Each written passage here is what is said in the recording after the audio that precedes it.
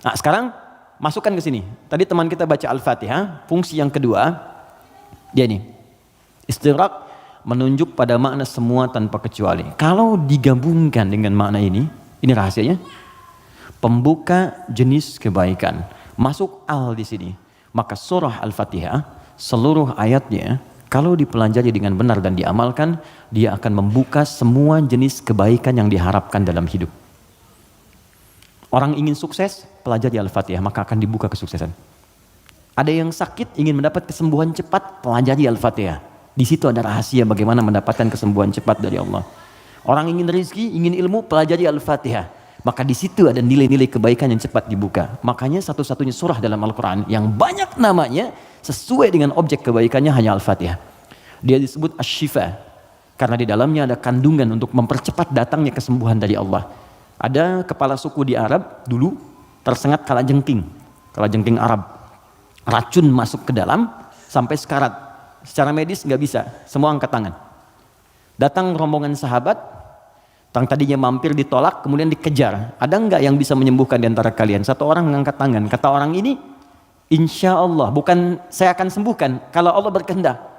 Dibawa orang ini, kemudian menghadap pada kepala suku tadi, dilihat kondisinya, dibacakan Al-Fatihah. Hanya sekali baca. Tidak diulang, tanpa wasilah apapun, begitu dibacakan, selesai baca, sembuh orangnya.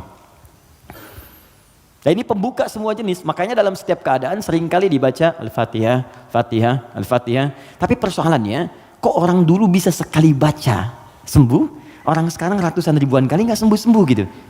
Persoalannya apa? Nah rahasia Al-Fatihah ada di ayat kelimanya. Ini yang mau saya sampaikan, ini hadis qudsi di sini. Ya.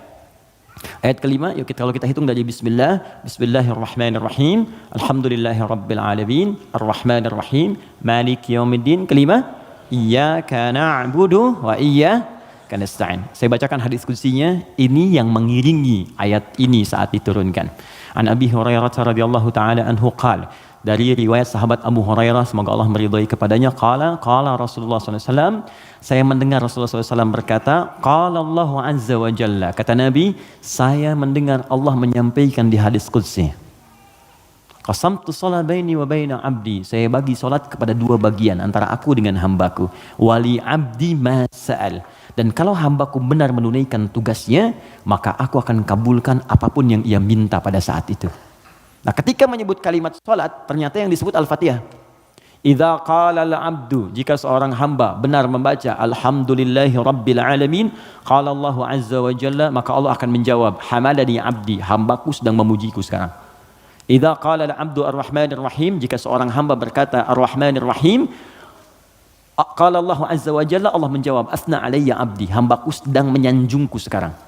Idza qala al-'abdu maliki yaumiddin, jika hamba membaca maliki yaumiddin, qala Allah azza wa jalla majjadani 'abdi, maka Allah langsung menjawab, hambaku sedang mengagungkanku sekarang. Gini, maksud kalimat ini di pembuka yang 4 ini, kata para ahli hadis, salah satunya ingin memberikan gambaran kepada kita bahwa setiap beraktivitas rasakan kita dipersaksikan oleh Allah. Itu poinnya. Saya ulang ya, kalau Anda ingin mendapatkan janji dari kemuliaan Al-Fatihah ini, maka rumus yang pertama, kata para pakar hadis, rasakan setiap kali kita berinteraksi, sekalipun hanya berkata itu, rasakan Allah mengawasi kita. Itu yang disebut ihsan namanya. Apa namanya? Ihsan. Itu ada di hadis Muslim, nomor hadis yang ke-8, paling kiri sebelah atas. Hadis Muslim. Nomor hadis yang ke-8. Di Al-Arba'in, nomor hadis yang kedua. Riwayat Umar bin Khattab. Ihsan an ta'budallaha ka'annaka tarah fa illam takun tarahu fa innahu yarak. Perhatikan baik-baik. Anda jadikan, kata Nabi, ini rumus cepatnya, kalau semua hidup ingin dimudahkan oleh Allah, semua ingin dibuka kebaikannya, maka pertama jadikan semua aktivitas kita sebagai ibadah. Itu poinnya. Yuk teman-teman yang kerja, niatkan ibadah. Kalau Anda cuma kerja aja, jangankan Anda, yang belum beriman pun kerja juga. Coba cek. Anda bisnis, dia bisnis. Bisnisnya sama dengan Anda. Anda kerja, dia kerja. Kerjanya sama dengan Anda. Di kantor yang sama, jamnya sama, pekerjaannya sama. Dia belum beriman, Anda beriman. Pertanyaan saya, yang membedakan iman Anda dengan dia yang belum beriman apa? Maka kata Nabi, mesti ada bedanya. Bedanya itu adalah, jadikan pekerjaan kita diniatkan ibadah. Itu poinnya. Makanya setiap pekerjaan kita itu pasti melekat doa di dalamnya untuk menjadikan pekerjaan jadi ibadah. Silahkan cek. Cuma dalam Islam ya, dan kita hormati yang lain. Oke, jangan mencelanya apapun, kita hormati, tapi kita yakini untuk menunjukkan Islam itu agama yang benar. Cuma dalam Islam yang seluruh aktivitasnya bersanding dengan doa. Dari bangun tidur sampai tidur lagi. Coba lihat, bangun tidur kita ada doanya nggak? Ada. Cek. Yang lain tidak. Bangun tidur kita ada doa. Makan ada doanya? Ada. Minum? Ada. Berpakaian? Ada. Bahkan maaf ya, urusan ke toilet pun ada doanya. Bahkan kakinya diatur. Masuk toilet kaki kiri, keluar kanan. Beda dengan ke masjid. Masuk masjid kaki kanan, keluar kiri. Doa masuk keluar beda. Tuh, bekerja ada doanya. Even kita tidak tahu doanya pun, kata Nabi cukupkan dengan kalimat Bismillahirrahmanirrahim. Kullu amrin dzibalin la yubda'u fihi bi Bismillahirrahmanirrahim fahuwa abtar. Setiap perbuatan baik yang tidak diiringkan kalimat Allah di dalamnya, minimal Bismillahirrahmanirrahim. Paling singkat Bismillah. Minum Bismillah, makan Bismillah, ya bekerja Bismillah. Itu kalau kita nggak ungkapkan itu mohon maaf, nilai ibadahnya hilang. Ya. Nah, apa manfaat menjadikan aktivitas kita ibadah? Di antara manfaatnya, kalau kita menjadikan itu ibadah dan kita merasa disertai, diawasi oleh Allah, maka mustahil Anda akan mengerjakan yang buruk dalam hidup. Mustahil.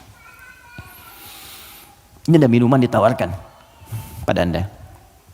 Dan Anda merasa saat akan minum ini, Allah mengawasi kita.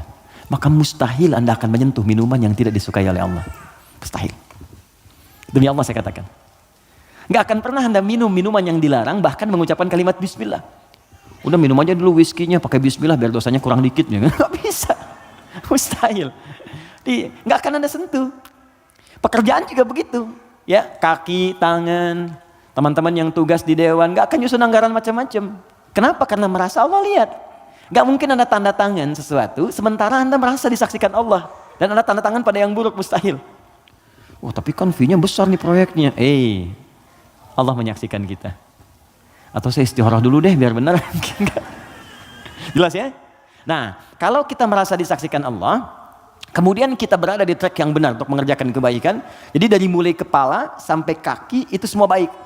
Melihat baik, karena takut begitu melihat yang salah Allah lihat nih, malu. Mendengar baik, melangkah baik. Ketika kebaikan ini dijaga, maka terbukalah semua pintu kebaikan. Ini maksudnya. Maka ketika Anda jadikan ibadah, maka perhatikan kalimatnya. Idza qala al-'abdu, ketika hamba sampai pada kalimat iyyaka na'budu. Ya Allah, kepadamu saja, untukmu saja. Perhatikan cara menerjemahkannya. Kami beribadah. Maksudnya kami jadikan semua aktivitas kami sebagai ibadah hanya kepadamu saja. Salat kami hanya untukmu. Puasa kami hanya untukmu. Bekerja pun kami niatkan mendapat ridhamu. Tidur pun kami niatkan mendapat ridhamu. Makanya sebelum tidur kita ada doanya. Kan? Jika Anda benar mengucapkan kalimat ini, iyyaka na'budu, dan kita praktekkan dalam hidup, perhatikan.